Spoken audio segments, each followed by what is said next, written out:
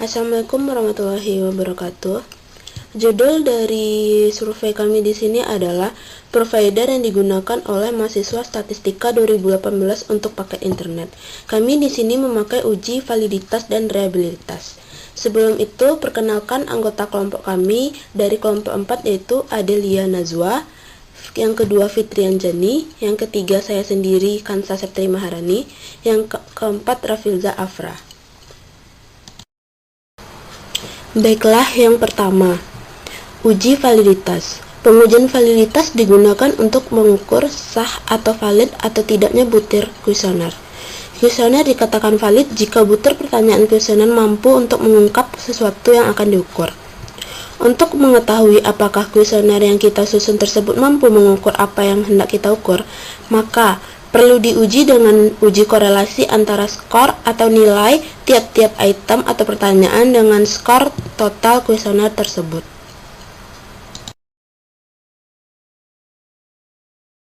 Inilah pertanyaan-pertanyaan yang ada pada kuesioner kami, yaitu ada 12 pertanyaan. Dari 12 pertanyaan itu, kami memberikan jawaban. Jawaban itu bernilai 1-4. Bisa dilihat seperti di bawah ini.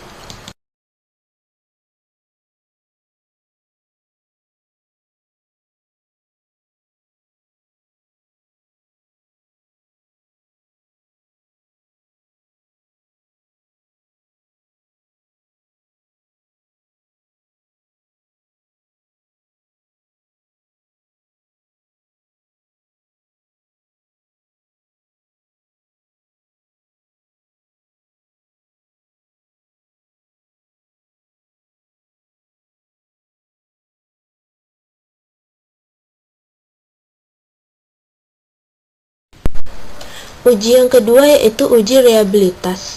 Uji reliabilitas itu adalah untuk mengukur suatu kuesioner yang merupakan indikator dari variabel atau konstruk.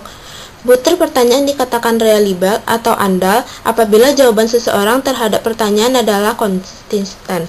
Perhitungan reliabilitas hanya bisa dilakukan jika kuesioner tersebut sudah valid. Dengan demikian, harus menghitung validitas dahulu sebelum menghitung reliabilitas. Jadi, jika tidak memenuhi syarat uji validitas, maka tidak perlu diteruskan untuk uji reliabilitas. Pengukuran reliabilitas dilakukan dengan dua cara, yaitu repeat pengukuran ulang. Dalam waktu yang berbeda, responden diberi butiran pertanyaan dan alternatif jawaban yang sama. Butiran pertanyaan dikatakan andal jika jawabannya sama. Yang kedua, pengukuran sekali saja. Pengukuran keandalan butiran pertanyaan dengan sekali saja menyebarkan kuesioner terhadap responden dan hasil skornya diukur korelasinya antara skor jawaban pada butir pertanyaan yang sama dengan bantuan komputer. Dengan fasilitas alfa, suatu struktur atau variabel dikatakan reliable jika memberikan nilai alfanya besar dari 0,60.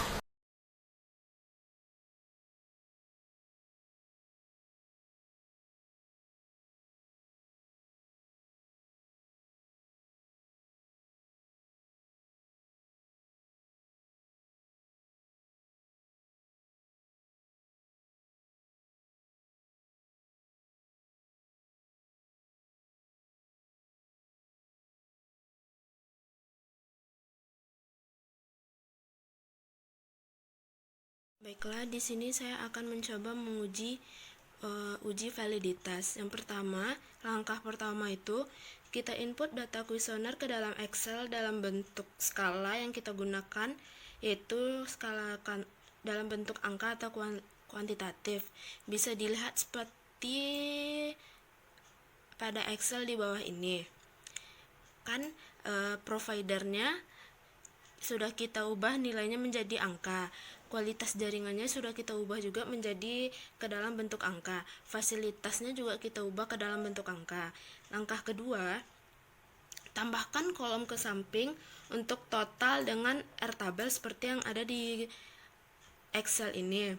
Dan kita masukkan nilai R-tabelnya kita dengan taraf 5%. Maka untuk mempermudah kita dalam menjalankan sintak validitasnya, di tabel R-tabelnya itu dengan N12 yaitu 0,576. Langkah pertama, terus yang pertama itu kita cari totalnya, total dari setiap misalnya nama pertama Ulfa, maka kita cari totalnya dengan rumus sama dengan sum, kita blok semua pertanyaannya yang ada 1 sampai 12, maka di enter sehingga dapat 18 ini. Begitu sampai pertanyaan ke-15. Baiklah, langkah selanjutnya yaitu kita cari korelasi atau R hitung kita dengan formula sama dengan korel.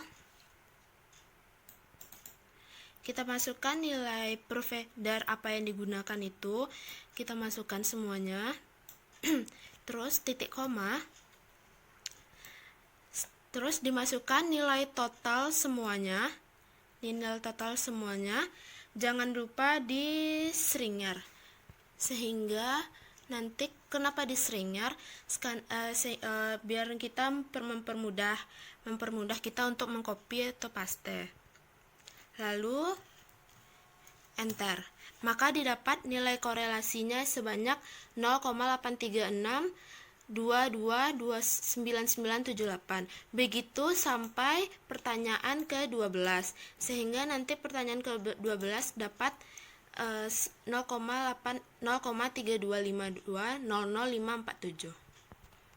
Baiklah, langkah selanjutnya yaitu kita mencari kevalidan atau tidak validnya suatu kuesioner kita itu dengan cara kita bandingkan R hitung dengan R tabel. Jika R hitung besar dari R tabel, maka instrumen tersebut dikatakan valid. Contohnya pertanyaan pertama itu kita gunakan sintak sama dengan if kita masukkan R hitung kita lebih besar dari R tabel kita. Jangan lupa di string, terus titik koma, tanda kutip, valid, titik koma atas, titik koma, masukkan unvalid, kurung, maka didapatkan pertanyaan pertama itu dikatakan valid. Begitu sampai pertanyaan ke-12. Maka dapat disimpulkan dari pertanyaan pertama sampai pertanyaan ke-12 yang ada di atas hanya 6 dari 12 pertanyaan yang valid, yang artinya ke-6 item yang valid tersebut digunakan untuk instrumen penelitian kita. Tadi yang tidak valid, unvalid tidak kita gunakan. Yang valid, pertanyaan valid aja yang kita gunakan. Untuk uji reliabilitas, yang pertama adalah susun kembali nilai item yang valid tadi. Nilai item yang valid itu adalah pertanyaan yang pertama, pertanyaan kedua, pertanyaan ketiga, pertanyaan keempat, pertanyaan 5, dan pertanyaan 10. Langkah selanjutnya yaitu kita kelompokkan item yang berskor ganjil dengan skor genap. Lalu setiap skor ganjil tuh kita totalkan masing-masingnya, dan skor genap juga kita totalkan masing-masingnya. Baru kita mencari nilai korelasinya. Cara mencari nilai korelasinya sama dengan uji validitas tadi, yaitu dengan rumus sama dengan korel blok semua skor yang total yang ada di skor ganjil, titik koma, sama skor genap semuanya, lalu enter. Maka didapat hasil dari korelasinya yaitu 0,73839362. Selanjutnya, maka kita masukkan rumus Sperman-Brown, yaitu dengan rumus korelasi sama dengan 2R dibagi 1 ditambah R. Yang pertama kita cari nilai korelasi, nilai 2R-nya dengan rumus sama dengan 2 dikali nilai dari korelasinya. Kita cari satu-satu dulu. Maka didapat ini. Yang kedua kita cari nilai 1 ditambah R dengan rumus 1 sama dengan 1 ditambah dengan nilai korelasi kita tadi. Maka didapat 1,7383939632.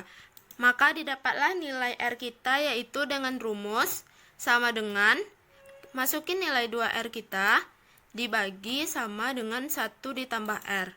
Maka didapatlah 0,849512582. Dari nilai hasil korelasi ini dapat diketahui bahwa instrumen tersebut memiliki reliabilitas yang tinggi karena memiliki nilai koefisiennya lebih besar dari 0,60, yang artinya data kuesioner di atas dapat dipercaya atau reliable. Terima kasih.